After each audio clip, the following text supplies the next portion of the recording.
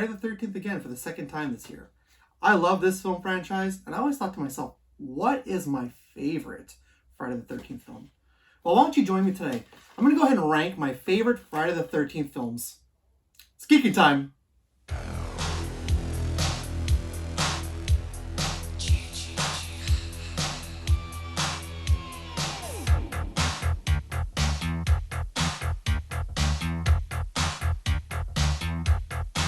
You're with your baby and you're parked alone.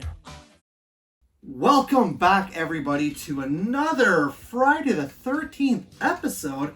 How the hell do we have two Friday the 13ths 1 month after the other? This is not as big as Halloween, but hey, it does come around once in a while, and when it does come around, we do like to watch those Jason Voorhees-fueled films. There are 12 films in this franchise. So technically 11 canon films plus the remake, 12 in total. And I just thought to myself, what is that one I like the most? But at the other end of the spectrum, what do I consider to be the worst Friday the 13th film ever made? And you know what? We're going to do that today. Today we're going to go ahead on this Friday the 13th, rank the Friday the 13th film franchise. There's not going to be any honorable mentions in today's list, because I'm just doing a core ranking of all 12 Friday the 13th films. From my least favorite, right, the one I consider the worst in the franchise, to the best, my favorite in the franchise. That being said, sit back, relax, get cozy in your finest Jason shirt, sweater, whatever you want to put on, grab a drink, grab some popcorn. Let's get to ranking the Friday the 13th films. Here we go.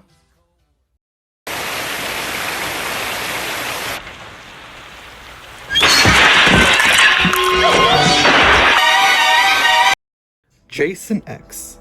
Remember when horror movies went to space? Well, this is a prime example. Taking place in the year 2455, because why not, where Jason has been cryogenically frozen due to a doctor in 2010 luring him into it, which that doctor became frozen as well. Students find the doctor and Jason and unthaw them, where Jason gets up to his old habits, but this time in space. It's up to the doctor and what's left of the students to defeat Jason, especially when he gets an Uber upgrade. I'm going to be honest, everyone in my high school was obsessed with this film, and I have no idea why. It's just awful, uninspired, and a cash grab, but it did have an awesome kill. Anytime any horror film goes to space, it's a dud.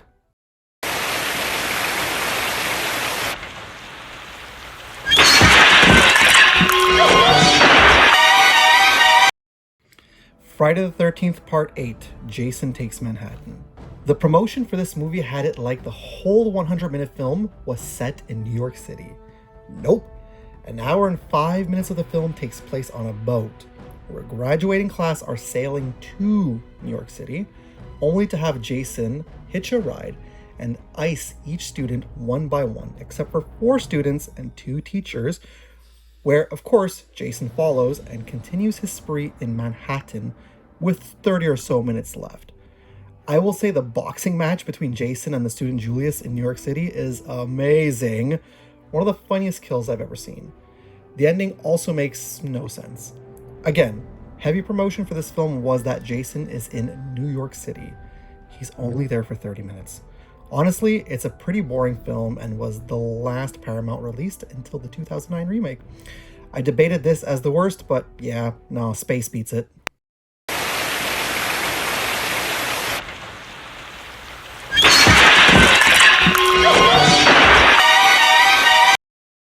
Friday the 13th, A New Beginning. Tommy Jarvis is now a teenager and is in a psychiatric institution due to the events from his youth. After an inmate named Joey is murdered, more start to happen where Jason has returned, although Tommy killed him as a kid. Faced with his fear, Tommy must confront Jason. However, the end reveals it wasn't Jason, but a paramedic named Roy Burns, whom was Joey's father. Oh yeah, Tommy is crazy again, by the way, like the end of the previous film. They tried to do the same thing different with this entry, but it just felt a bit flat. Roy copying Jason is interesting, but when your whole franchise is Jason, this is kind of an odd choice.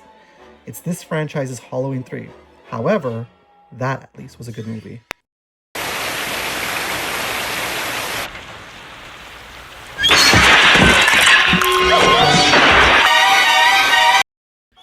Jason Goes to Hell, the final Friday. Seemingly ignoring the previous 8 films, Jason is blown to smithereens by the FBI. Okay. Where he returns as a ghost, hopping from body to body, where he continues his spree. Apparently, Jason has a family, as his half-niece Jessica is being stalked by Jason to possess her. Yet she is the key to killing Jason with a magical dagger. So I place this above the previous entries as we get the cool Easter eggs. The crate from Creepshow, the Necronomicon Ex Mortis and Kandarian dagger, confirming Jason is a Deadite, and of course, the connection that led to one of Jason's best films. I would watch this as a prequel to that one, Freddy vs. Jason, but in the end, it's a slow-paced, nonsensical film that kicked off New Line's film duds. It was also Kane Hodder's final time as Jason.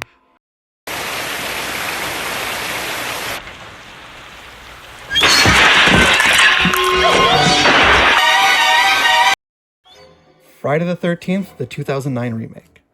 So I can't stand Michael Bay. He ruined Transformers and Teenage Mutant Ninja Turtles. However, he did have a couple of good Platinum Dunes horror films. I did enjoy the 2003 Texas Chainsaw Massacre remake, and so the box office returns were enough for the same director to helm this remake. The first 10 minutes are intense, then it's a mystery as Sam from Supernatural is trying to find his sister. This film gives Pamela Voorhees a 30-second backstory, as we are all in with Jason in this remake. 7 friends spend a weekend at Camp Crystal Lake, only for Jason, to hunt them down one by one. It doesn't change anything or bend the rules, just a modern version of Jason. It's fine. Thankfully, this Jason didn't cross over with Platinum Dunes Freddy. Yikes.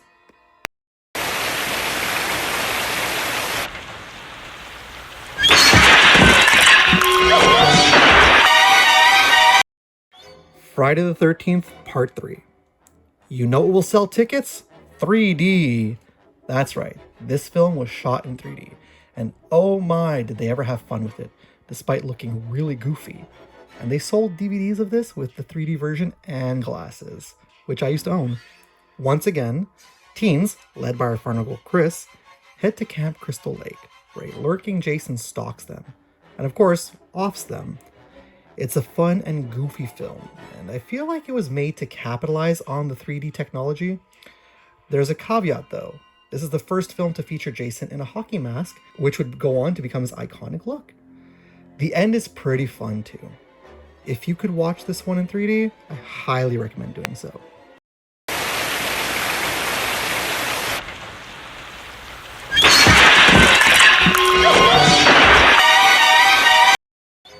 Friday the 13th, Part 7, The New Blood.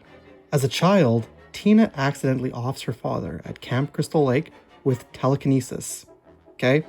So of course, now as a teen, she is back at Camp Crystal Lake for treatment, only to have Jason reanimate, start his spree over again as new teens become entangled in Jason's web. This is an odd entry. It's as if they took Carrie and pit her against Jason. The end makes little sense, as it contradicts the beginning of the film. I place it at number 6 as it isn't horrible, and I love the look of unalive Jason in this film. This is also the first time Kane Hodder took on the role as Jason, the man whom, let's be honest, is just as synonymous with Jason as Robert Englund is with Freddy.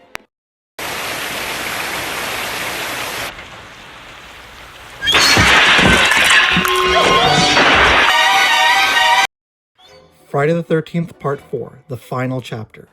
Presumed unalive after Part 3, Jason returns to continue what he started, as 6 teens, including a young George McFly, visit Crystal Lake, where they camp next to the Jarvis family.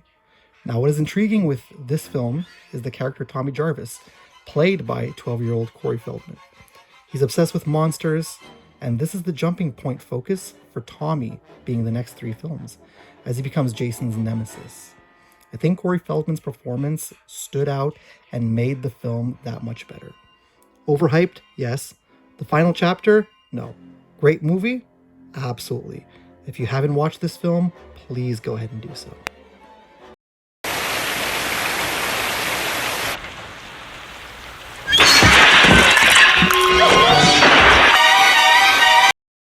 Friday the 13th, Part 2. The film starts with the final girl Alice being offed by an unknown assailant, where we jump ahead 5 years later. Once again, camp counselors at Crystal Lake are being stalked by a first-person point of view. It's a copy and paste from the first film, but in a shocking twist, it is revealed that it was Jason Voorhees all along, making you wonder what was real or not about Jason in the original. I love Part 2, though it is the same as the first, except for the reveal. This features Sackhead Jason, whom is actually my favorite Jason, next to the NES Jason.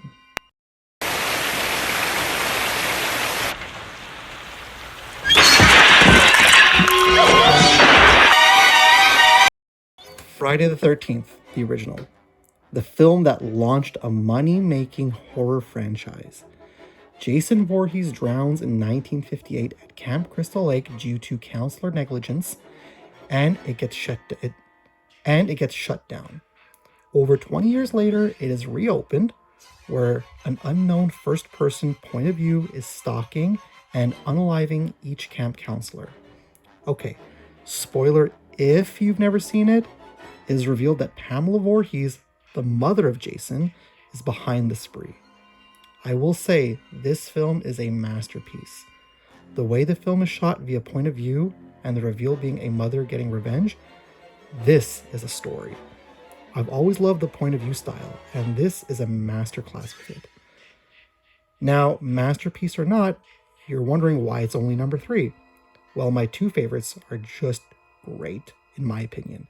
And they're also amazing entries. So, here we go. Let's get to the final 2.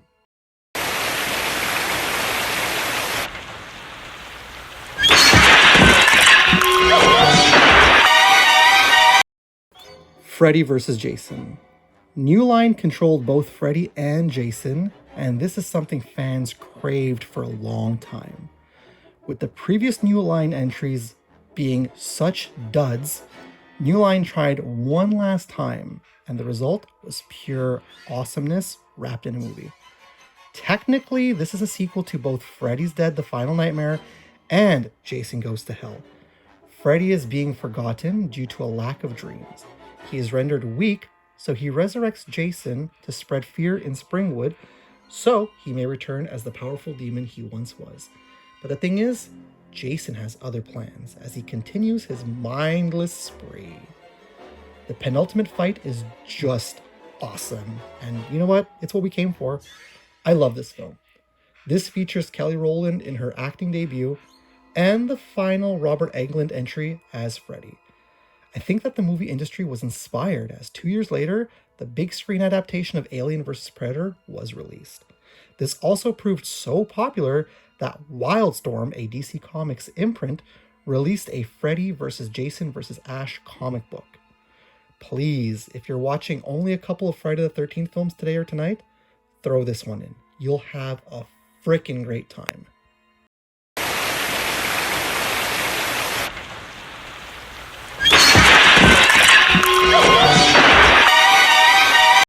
Friday the 13th, Part 6, Jason Lives. Now all grown up and freshly released from psychiatric care, Tommy Jarvis revives Jason in order to destroy him, which backfires horrendously. Thus, a blend of original and zombie Jason with super strength is born. New counselors start a camp at Crystal Lake, where Tommy is still believed to be crazy, as he knows Jason is coming for them, which he does. And you know Jason is itching to use his machete on some of those counselors. Ultimately, Tommy defeats Jason, and according to the 2017 game, is technically the only one who can actually defeat Jason. This is such a great film, and it's a fan favorite as well. If you've never seen the other films, that's okay. I kind of think it works as a jumping on film. The intro homage to James Bond is so berserk that it works on all levels. Tom Matthews, who plays Tommy Jarvis, is great in the role, and let's be honest, he is the most memorable Tommy Jarvis, with reason. And by the way, Alice frickin' Cooper has 3 songs on the soundtrack, including He's Back, The Man Behind the Mask, which is an absolutely amazing metal song. So many great things about this movie, and if you're popping in just one Friday the 13th film today, Please make it this one.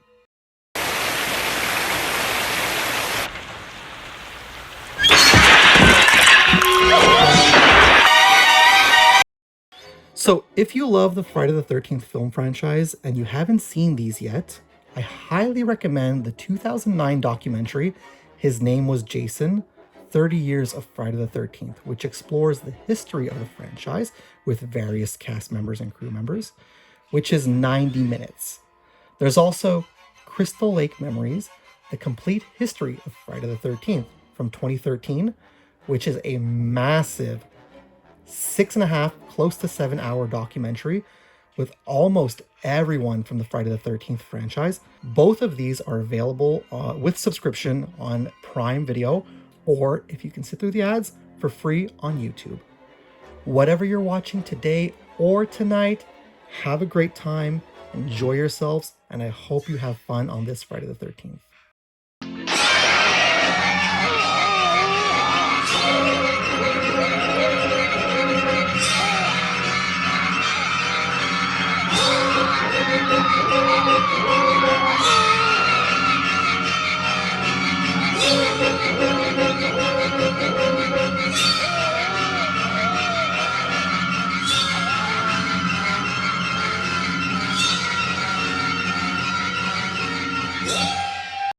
Really should upgrade to that Scream Factory set. Oh, welcome back. So what did you think of that ranking? A lot of you probably thought that Jason Goes to Hell was probably going to be the worst one I ranked. Well, yeah, no, there's something about Jason in space that I don't know. I couldn't get behind it. Let me know down below what your ranking of the Friday the 13th films are. Would you have changed the list a little bit? What would you have as the worst? What would you have as your favorite? How would you have done the list? Let me know all that fun stuff down below. And also, I know, like I said before, I have this Blu-ray set right here and this DVD set.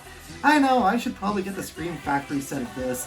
I should probably get the Scream Factory set of Halloween. I know, but sometimes they're a little costly, and you gotta go with what you gotta go with. At least there's a couple of special people. That being said, though, I do thank you so much for sticking around and watching this list in its entirety, if you did. That being said, however, if you are brand new to my channel because you do like, countdown videos, you do love spooky stuff, nerdy stuff in general, you've been watching my videos for the longest time, you have already done so, please and thank you. Subscribe to my channel. While you're there, click the bell to be notified whenever I get some brand new content out. Also, if you liked this video, if you're liking my content in general, let that algorithm know. Click that thumbs up button, and also share the video. Share the video with Jason Voorhees. Let him know, hey, you had some not so good movies, but you had some pretty good movies at the same time. Alrighty guys, go ahead and get out of today. I'm gonna go ahead and get out of for the day. It is Friday the 13th. I will see you in the next video. Stay cool, stay nerdy, stay safe. It's Friday the 13th. Go watch some Jason Voorhees films. You'll have some fun. I'll see you next time, and as always, it's cool if it's nerd cool. Ch-ch.